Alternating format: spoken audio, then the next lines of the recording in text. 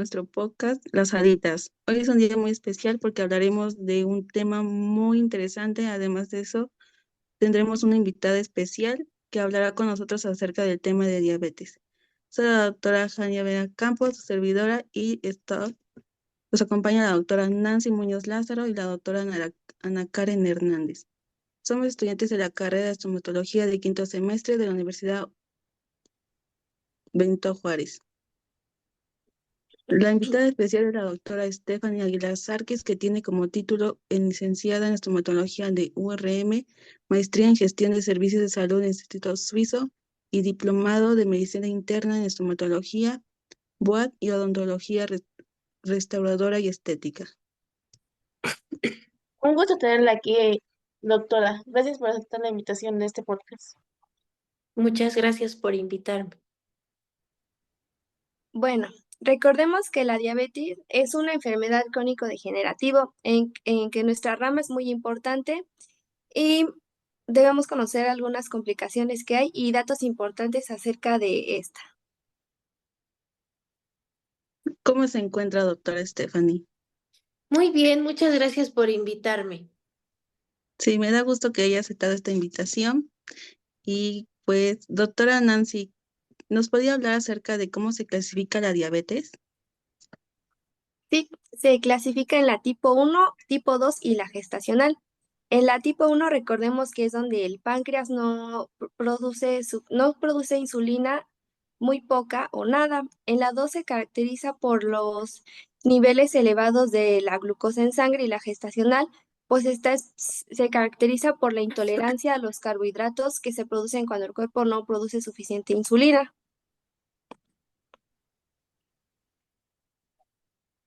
Doctora Stephanie, ¿se puede atender a un paciente diabético tipo 1 y tipo 2 de la misma manera? Realmente aquí lo importante es saber si el paciente se encuentra controlado, ¿no? Si tu paciente se encuentra controlado, si es un paciente que acude al médico, si es un paciente que se encuentra medicado y anímicamente en todo el estado fisiológico del paciente se encuentra en un estado correcto, pues podrías tú atenderlo siempre y cuando teniendo algunas precauciones, ¿no? Tipo de anestésico que vas a utilizar, citas, generalmente o lo ideal es que sean citas matutinas, ¿no? Para que el paciente se encuentre relajado, se encuentre tranquilo, un ambiente de tranquilidad, un ambiente donde el paciente sienta confianza, pero principalmente pues verificar que el paciente se encuentre controlado, ¿no? Y ya partiendo de ahí, de acuerdo a la historia clínica que él te maneje con su tipo de diabetes que él tiene, ya tú determinarás de qué manera lo vas a estar trabajando y de qué manera vas a intervenir odontológicamente. Gracias, doctora. Bueno, doctora Karen, ¿nos podría hablar acerca de los síntomas y signos que llega a presentar un paciente diabético? Sí, bueno, el paciente con diabetes se debe tomar el tiempo para revisar su boca con regularidad para detectar pues cualquier problema que tenga, como por ejemplo si tiene las encías hinchadas o sangran cuando se cepilla. En otras personas se puede notar también resequedad, dolor blanco, parches blancos o mal olor, mal aliento, perdón.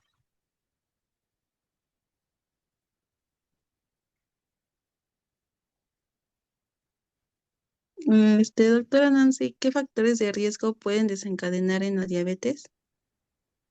En estos tenemos la genética, el tabaquismo, la obesidad, presión arterial, antecedentes familiares, raza, origen étnico y la edad. Y otros factores importantes son la prediabetes y síndrome de ovario poliquístico.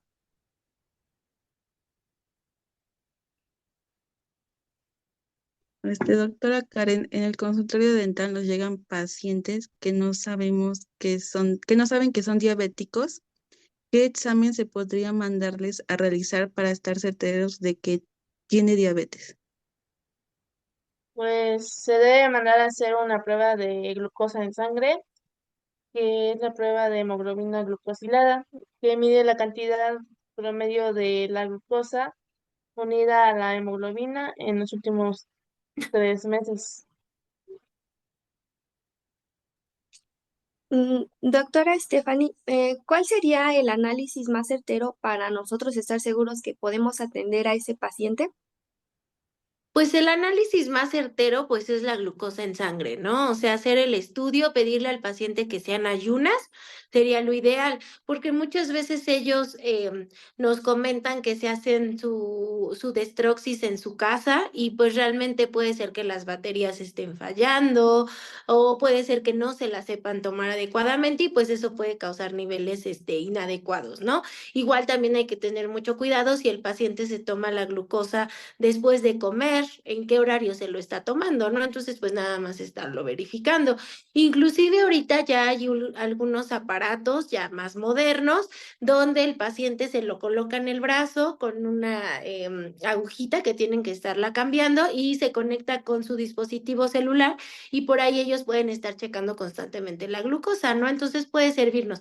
Pero para descartar, lo ideal, pues, es hacer un examen, ¿no? De glucosa en cualquier laboratorio de sangre y para que estemos tranquilos. Y más que nada, si ustedes ven que cuando le empiezan a preguntar al paciente qué medicamento toma, cada cuánto va al médico o al endocrinólogo a revisarse y no tienen idea, pues entonces empiecen a sospechar que es un paciente que no está controlado.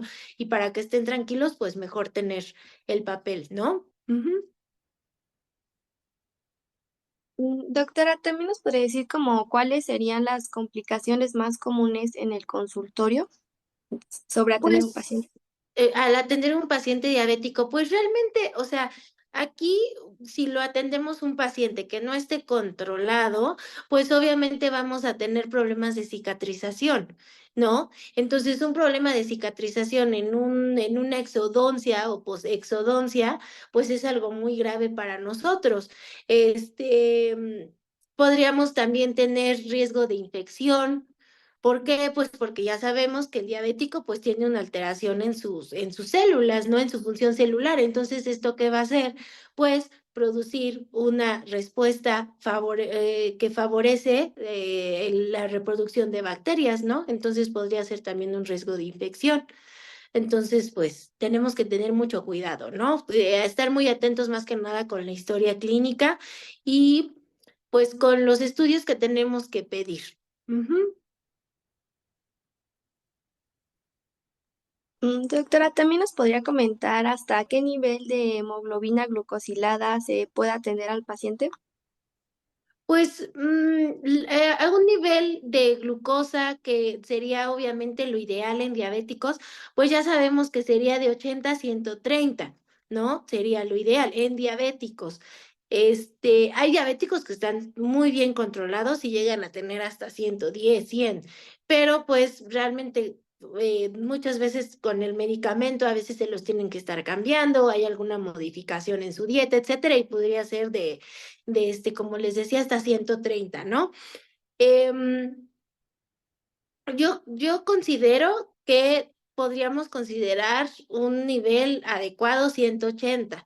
Sin embargo, como les digo, hay casos muy variados de pacientes diabéticos donde inclusive nos llegan a llegar con 200, ¿no? Entonces ahí pues ustedes tengan mucho cuidado, valorar si el paciente puede controlarse unos días para poder bajar esa glucosa, y yo creo que hasta 180 sería el tope, ¿no? Y eso ya a consideración de cada odontólogo si se realiza o no se realiza el procedimiento. Sí. Bueno, yo tengo otra duda. Este, ¿Por qué un paciente diabético es más tratado su proceso de cicatrización que en un paciente sano? Pues recordemos que una de las alteraciones que llega a tener el paciente diabético, pues es en el colágeno, ¿no? Nosotros en todo nuestro cuerpo tenemos colágeno y también tenemos colágeno en los órganos dentarios, ¿no? Recordemos un poquito de embriología y pues ahí tenemos fibras de colágeno, ¿no? Que se encuentran alrededor del diente, se encuentran en la encía, se encuentran en el ligamento periodontal, etcétera. Entonces, este colágeno se encuentra alterado, no tiene la misma capacidad que una persona sana. ¿Y esto qué va a pasar? Pues la regeneración de las células va a ser más alterada, ¿no? Va a ser distinta, no va a ser de la misma forma. Entonces, esta regeneración de las células alterada y vamos a juntarlo con un paciente con la glucosa descontrolada, entonces, ¿qué va a pasar? Una elevación de la glucosa va a ocasionar un riesgo de infección porque hay una reducción de respuesta celular, ¿no? Y entonces, ¿qué va a pasar? Pues van a las bacterias, recordemos que las bacterias son oportunistas y pues van a ocasionar una infección, ¿no? Entonces, por eso es un problema muy grave con la cicatrización en un paciente no controlado. Bueno, les hablaré de qué hacer en un caso de urgencias en un consultorio dental. Ante todo, en una urgencia es suministrar una solución de glucosa al 25%, que es una ampolleta de 10 mililitros por vía intravenosa y controlar los signos vitales cada 5 minutos hasta que logremos estabilizar al paciente. En caso de que haya pérdida de conciencia, hay que mantener al paciente en posición supina, evaluar su respiración y su pulso, facilitar la permeabilidad de la área y solicitar apoyo médico de urgencia. Pues por último, hablaré un poco de lo que son las catecolaminas con la glucosa, que estas a intensidades bajas, las catecolaminas promueven la liposis y mientras que a intensidades altas, las catecolaminas causan una restricción sanguínea al tejido adiposo y por lo tanto inhiben a la liposis. A intensidades elevadas, las catecolaminas son responsables de la glucone- glucono- glucogenólisis, esta la cual es la degradación del glucógeno que la glucosa, tanto al hígado y al músculo.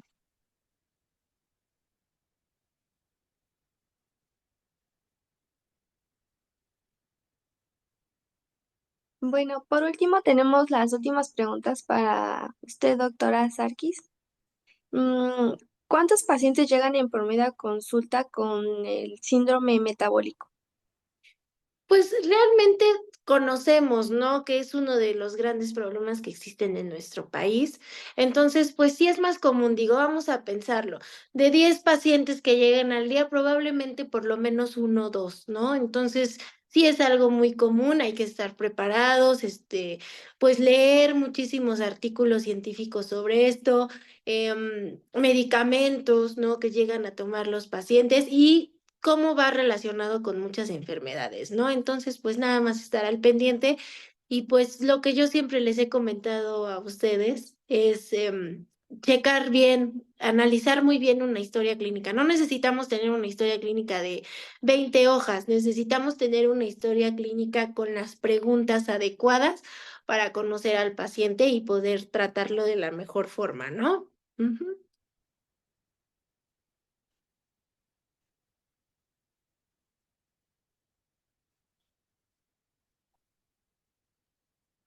¿Qué opinas sobre los que considera que van bien controlados o no?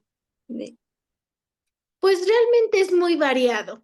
O sea, yo sí me he topado con pacientes que inclusive hasta llevan su libro, ¿no? Bueno, no su libro, su libretita, y ahí llevan anotados sus niveles de glucosa diario, ¿no? Así de yo ayer tuve tanto, me la tomé a tal hora y esto. Entonces, hay pacientes que realmente están muy bien llevan su enfermedad de una manera muy responsable, ¿no? Y te dicen, me toca cita con el doctor tal día, lo que me tomo de medicamentos es tal, media pastilla, una pastilla, lo que sea que les toque tomarlo, ¿no? Pero también viene la otra cara de la moneda. Me he topado con pacientes que no saben que sus niveles de glucosa,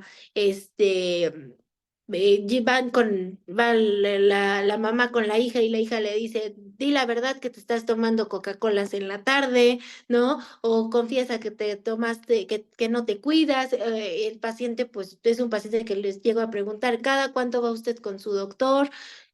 Pues, cada que me siento mal, ¿no? O, ¿qué pastilla toma?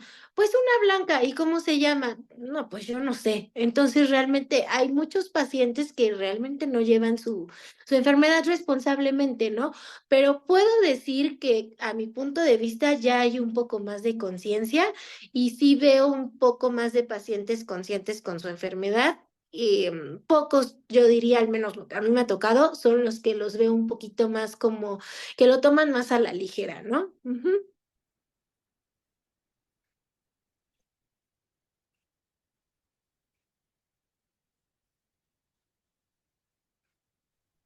Ujú. ¿Y se puede hacer un tratamiento de urgencia aun cuando hay hemoglobina alta? Hay que tener mucho cuidado con el tema de la hemoglobina. Recordemos nosotros que, pues, la hemoglobina es la proteína, ¿no? Encargada de transportar el oxígeno en todos los tejidos. Entonces, cuando la hemoglobina se encuentra alta, pues, ¿qué pasa? Está transportando más oxigenación, ¿no? ¿Y esto qué va a pasar? Por eso les digo, hay que tener mucho cuidado con enfermedades relacionadas. O sea, podría ser un paciente diabético, pero también podría ser un paciente que tenga alguna enfermedad pulmonar, alguna alteración de corazón, etcétera, ¿no? Entonces, si ustedes o nosotros, ¿no? Porque pues también podría ser que a veces uno confía en lo que nos dice el paciente y no es real. Y el paciente podría tener una hemoglobina alta, pues podríamos tener un riesgo de sangrado, podríamos tener una alteración de una infección, ¿no? ¿Sale? ¿Por qué? Porque las células no están reparando, no están funcionando adecuadamente, problemas de hiposalivación con el paciente, alguna atrofia de la mucosa, ¿no? Entonces, ¿cuáles son los niveles de hemoglobina adecuados? Pues serían más o menos en las mujeres de 12 a 16 y en los varones serían de 16 a 18. Hay que tener mucho cuidado con esos niveles. Y si sospechan, pues manden a hacer estudios. O sea, siempre que algo piensen ustedes que no les cuadra, manden a hacer estudios. Si están los niveles correctos, pues ustedes tranquilos hagan su tratamiento, pero si ven que no y resulta ser que su intuición, su corazonada, los conocimientos que ustedes saben resultaron ser adecuados, pues ya mejor posponer ese tratamiento, ¿no? Porque, pues como les comentaba, vamos a tener riesgos de cicatrización, una posible infección, ¿no? Ujú. Bueno, doctora, pues eso sería todo por nuestra parte y muchas gracias por su participación y por Mu- habernos acompañado aquí en este podcast. Muchas gracias, chicas. Gracias, doctora. Gracias. Buenas noches.